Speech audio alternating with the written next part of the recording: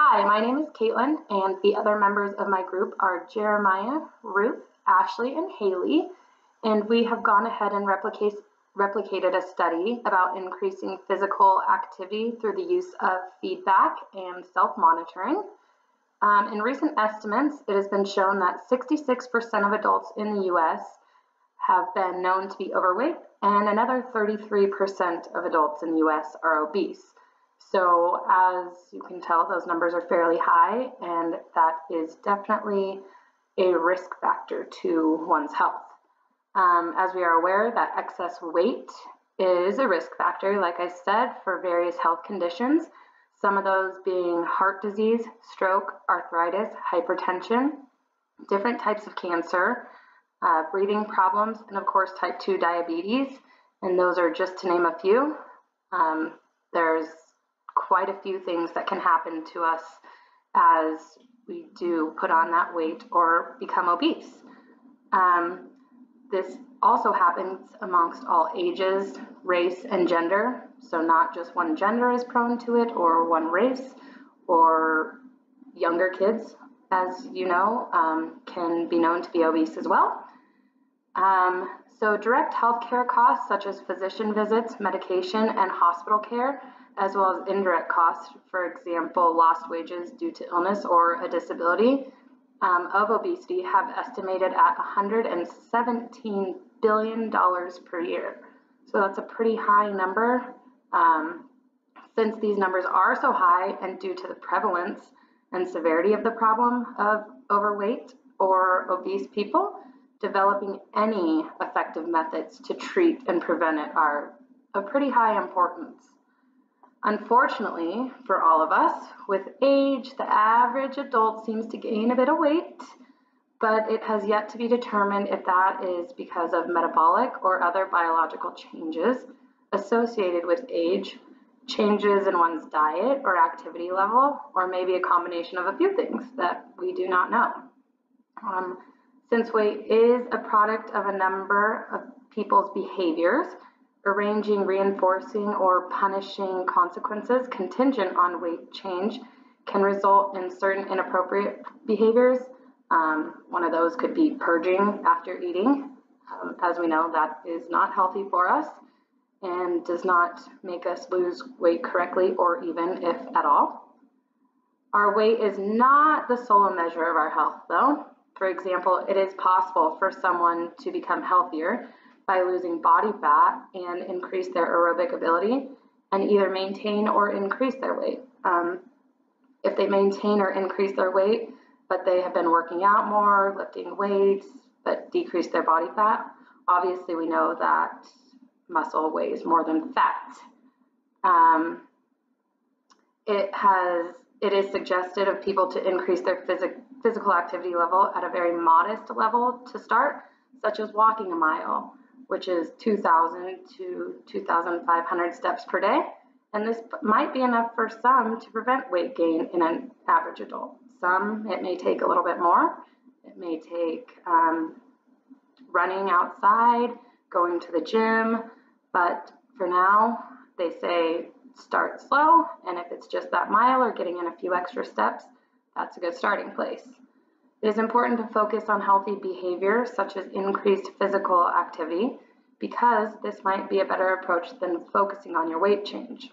As some people, if they're just so worried about their weight change or they're not losing weight like they think they should, the stress will not let them lose that weight. Stress helps us hold on to weight, unfortunately. So the purpose of this study was to increase our daily physical activity to either maintain or lose some weight, but increasing the steps we took on a daily basis. A package intervention consisting of self-monitoring, goal setting, and feedback was used to increase the physical activity of this study's participants. So there were 3 participants in our study as well as 2 experimenters. Self-monitoring has proven that it is effective both as a measurement strategy as well as a behavior change strategy across a variety of diverse target behaviors. So as you will see, as the rest of the group talks about their results and the methods and things done, you will see if this self-monitoring was successful to us. So with that, I'm going to turn it on over to Jeremiah to discuss with you the methods portion of this project. Hi there, my name is Jeremiah Burton. I've been in the field of ABA for about 2 years, and this is my 3rd semester at Ball State University. For this experiment, I was one of the participants, which I believe makes me a bit of a lab rat. Just kidding. For this section of the video, I'm going to be reviewing the methods and procedures that we used. This study was a replication of a study by Matthew Norman's research article named Increasing Physical Activity Through Self-Monitoring, Goal Setting, and Feedback. As Caitlin mentioned, the original article was meant to increase physical activity of individuals through goal setting and feedback. But measuring physical activity is a hard thing to do. That's because it's difficult to identify what exactly physical activity is. Is it working out? Is it checking the mail? It's hard to identify. And instead, Matthew attempts to increase physical activity by increasing the number of steps that the individual took in a day. He did this by first having the participants wear a pedometer, and then they reported their steps back to the experimenters. These experimenters would then give feedback and encouragement to the participants, as well as daily step goals. This goal was not simply made up from thin air, but was actually an average of all previous days' step data. Another important aspect of this study that needs to be addressed is the fact that the original experiment was a multiple baseline study. This means each of the participants begin baseline at the same time, but intervention begins in intervals. For example, if you have 3 participants, the first participant may be in baseline for a few weeks and then begin intervention. The second participant will have started baseline at the same time, but may have entered intervention a week or so after the first, and the third a week after that. This stagnation of participants added complexity to our intervention, and it required us to shape our study around it. In our replication study, we attempted to achieve the same outcomes as Norman's study did, and followed the same purpose, which was to increase the participants' physical activity through the measurement of daily steps.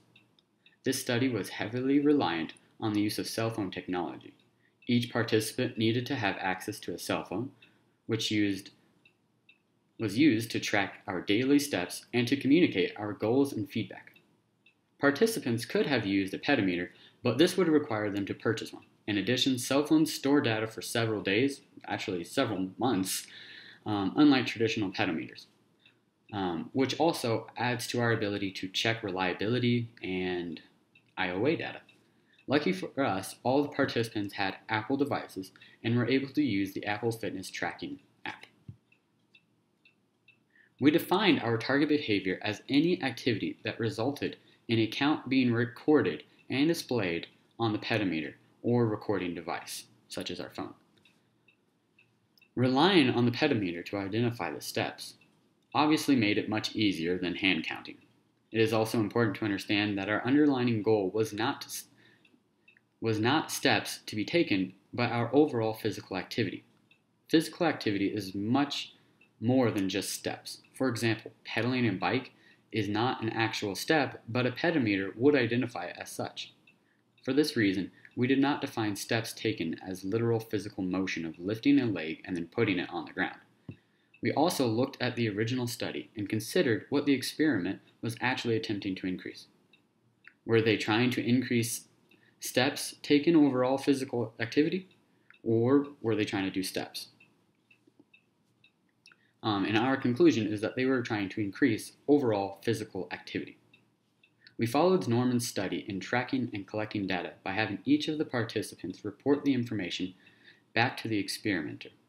In the original study, participants would email their results back to the experimenter, but we changed it slightly by having each participant enter their daily step achievement into a Google Doc, which is basically the same thing. We had 3 participants in the study, which included myself, Ruth, and Caitlin. And we had 2 experimenters, which included Haley and Ashley. Originally, we had intended to have all of the group's members act as participants and experimenters. But with that many participants, the multiple baseline requirement of our study would have made the experiment too long for the time period that we had to work with. So for that reason, we decided to cut down from having 5 participants to 3. This gave us more accurate data in baseline and more accurate data in our intervention.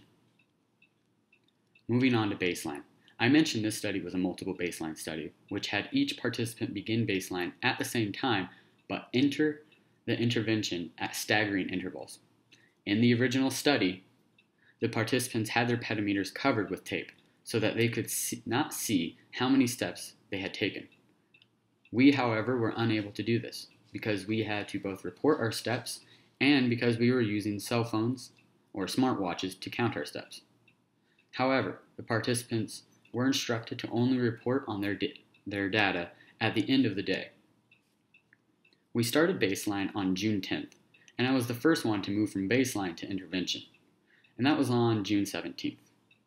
Next, Ruth moved into intervention on the 23rd, and finally Caitlin on the 28th. During baseline, participants were not given feedback on the data that they were reporting, and no goals were set either. This period of time was only to see their typical activity so that we could compare it during the intervention. After data showed a typical trend, we entered intervention. Each of the participants were given a weekly step goal, originally set by the average from baseline. The goals were established by taking the recorded data from the previous week and making that number of steps the new daily goal. As long as the participants met their daily goal, their next goal was increased. During this time, we reported our daily steps on Google Documents, just like in baseline. When we reported our data, the experimenters, which were Haley and Ashley, sent us either an email or a text praising our achievements or encouraging us to work harder. Now, moving on to IOA data and ensuring that we recorded data properly. Obviously, it's pretty hard to have a secondary individual record the number of steps that we are taking every day, and we weren't really intending on FaceTiming our feet. Just kidding. But the Apple Fitness app doesn't really lie. There is no way to erase data or add data to it. There are ways to add daily fitness goals, which was extremely beneficial for myself, but you can't really add steps. I thought about putting it around my dog and then playing fetch with him, but that seemed a little unethical. I'm just kidding, of course. So instead, we relied on sending each other screenshots of our data. We calculated IOA by dividing the number of incidents that reported data matched the screenshot data by the total number of screenshot samples. Now, the next area that was extremely important for us to focus on was reliability. Not wearing the device affects the reliability of our data. There were several incidents, including several incidents from myself, where we forgot to wear our smartwatches or bring our cell phones, and this did cause irregularities in the data. Reliability was calculated by dividing the number of days that the individual did report data by the total number of days in the experiment. Well, guys, that's all we've got for our methods section.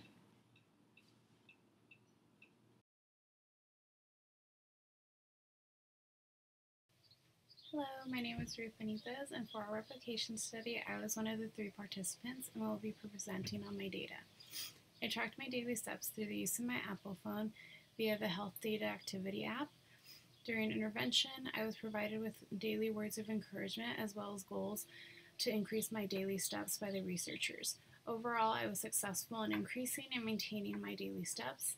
When analyzing my graphs during baseline, it is clear that I have variable and unstable data, whereas in my intervention, I have a gradual and increasing trend line.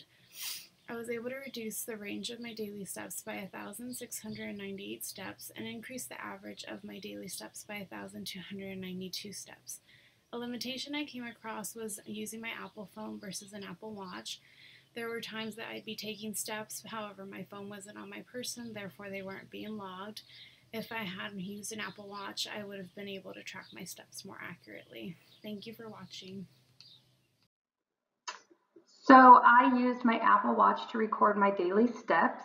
My baseline data consisted of 18 days, as you can see, and my intervention was 5 days. And looking at the trend line, you can see that the intervention went up, and during the baseline phase, my range was 7,373 steps, and my average was 7,563. During the intervention, my range was 2,420, and my average went up to 13,241 steps. So during this time, the intervention time, I was more active.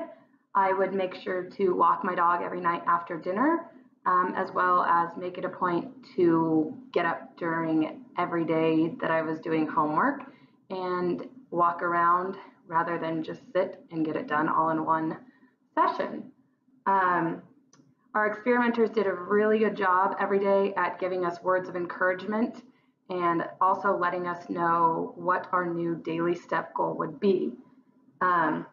During the intervention phase, I was able to make the goals that our experimenters did give us. With this study, there were a few limitations. Maybe it was my Apple Watch that was the limitation, but if the watch would die, I would have to go put it on the charger. So while it was charging, the steps that I was taking were not being accounted for, as well as there was one time that I was out of town and my steps were not being accounted for because I was in and out of reception.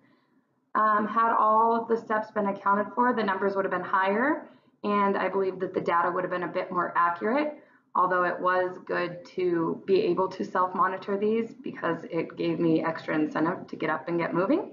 While doing a study, being aware of what you're supposed to be doing, such as increasing your physical activity, is definitely makes you more aware of the behavior that you're trying to change, and I believe that these numbers show a positive effect.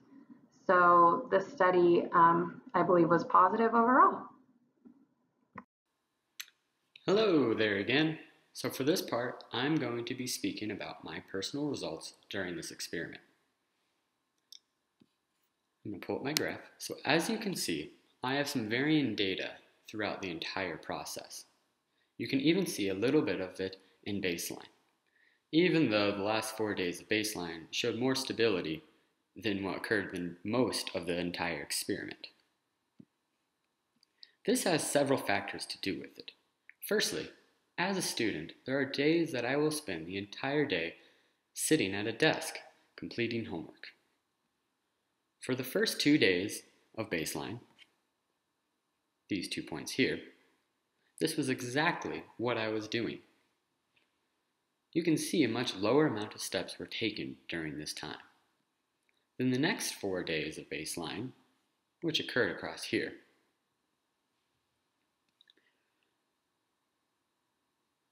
steps were much higher.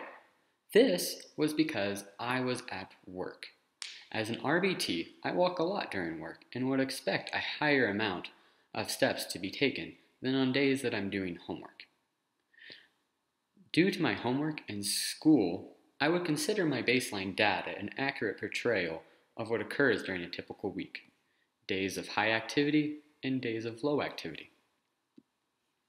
Now moving into intervention. As you can see from the trend line, which didn't necessarily need to be added, but I thought it may have showed the data a little better, there is a clear increase in steps from baseline to intervention. You can also see this by simply looking at it.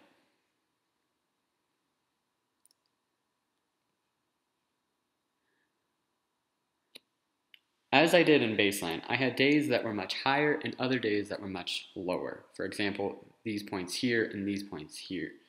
This can be attributed to the same factors that occurred during baseline, homework, and going to session.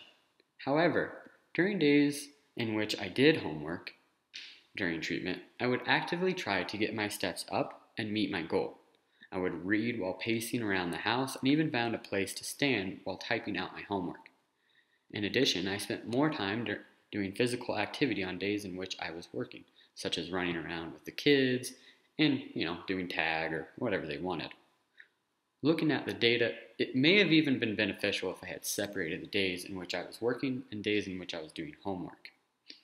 I would have had to begin to look at this beforehand and not afterwards, of course. Finally, I want to point out the spaces that you see in the data, here and here. This occurred due to misplacement of my Apple Watch. No data was recorded during these days and may affect the overall reliability of the data. The last thing that I would like to mention is that not all of my data may have been attributable to the intervention. As you can see behind me, I am living in an empty house. This is because I have been in the middle of a move and the middle of a remodel. It's been quite the adventure.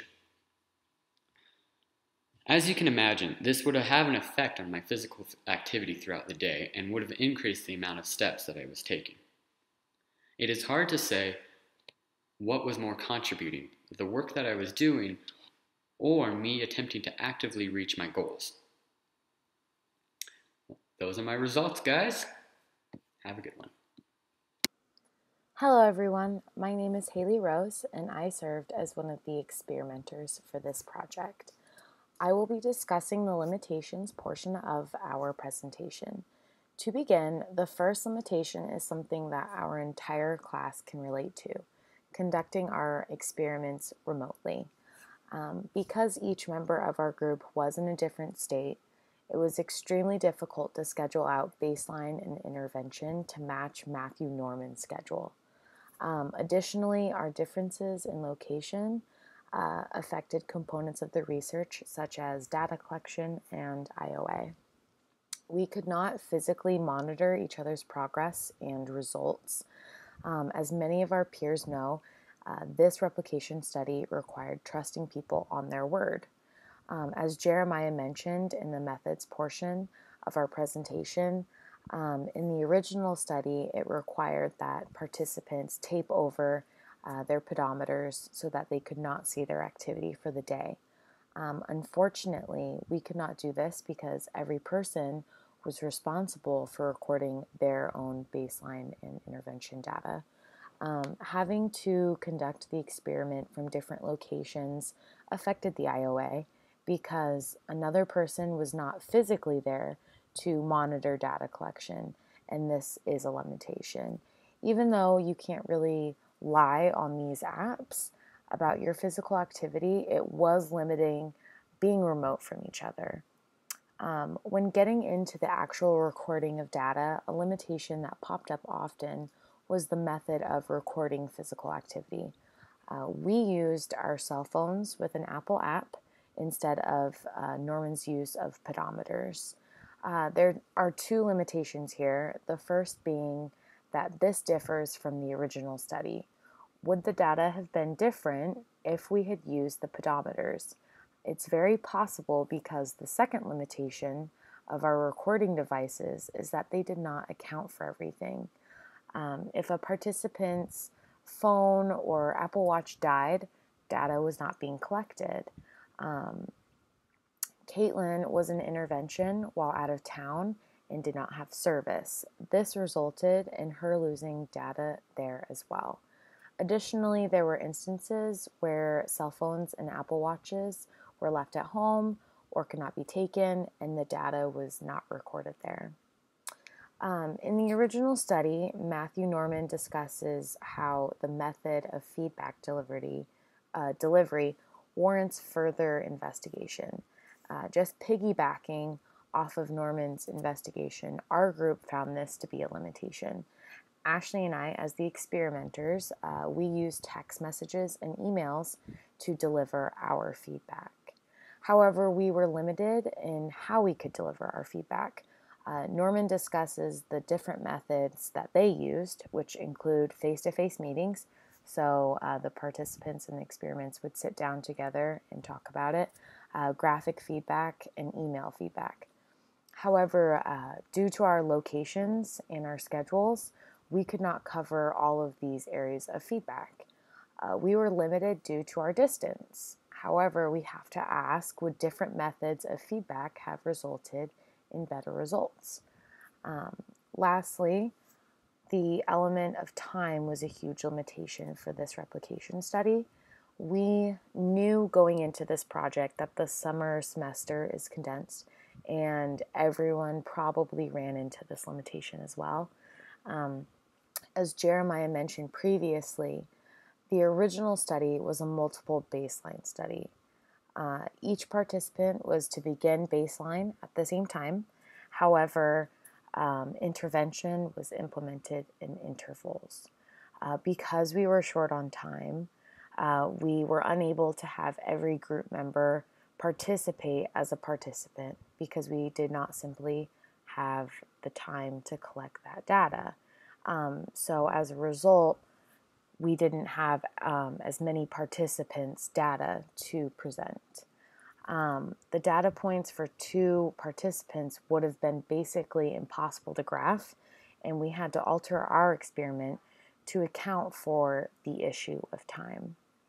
Overall, when looking at the limitations of our study, much of it comes from being in different places and having to do this in a short amount of time. Maybe if we had been in the same location, many of our issues with data collection and IOA would have been resolved. However, working with a group across the country presents its challenges. So those are our limitations. In conclusion, overall, there was an increase in physical activity. The results from Caitlin and Ruth show a steady increasing trend. In baseline, the physical activity was moderately low. When we cross over into intervention, both Caitlin and Ruth had a large jump in physical activity, and you can see that in the phase change. Even though Jeremiah's data was a little bit more variable, you can still see that increasing trend. Our recording devices for the physical activity limited us because sometimes the cell phones would die, or the participants left them at home, or they were not in an area of service, or they could not have their cell phones on them, for example, at work, when in sessions with clients. But this caused a loss of data, but we were able to work with what we had. Ultimately, we were asking ourselves if our physical activity would increase through self-monitoring, goal setting, and feedback. Just discussing the results as a group, having those goals, the feedback, and a system of self-monitoring holds the individuals accountable for their actions. We found it to be extremely motivating to increase that physical activity, especially when you have to report it to someone. And as the experimenters gave feedback, to get that reinforcement and get those new goals was extremely helpful. We had our limitations and we couldn't perfectly replicate the study, but overall our results matched the results from Normand. Being in a remote location from one another definitely presented its challenges. We could not physically monitor each other, meet face-to-face with that person and go over the data, check those apps to make sure the data was accurate. Everything was kind of just based on word and trust. However, we were able to come together as a team and replicate this study to the best of our abilities and with the resources we had. Additionally, this was a great study for us to replicate because of its social significance. As Normand mentions in the original article, over 66% of adults in the US are overweight and 33% are obese. As we're getting older, there's a natural tendency to gain weight. We are more at risk for disease and illness like cancer, heart failure, hypertension, respiratory issues, and so much more. It's very important to take into consideration these factors and apply and generalize them to our own lives. As students in a graduate program, we face huge amounts of stress. Many of us are working full-time. We are pursuing higher education. We have family and friends that we spend time with. Our health and physical activity is vital to our success. Thank you for watching our presentation, and we hope you enjoyed it.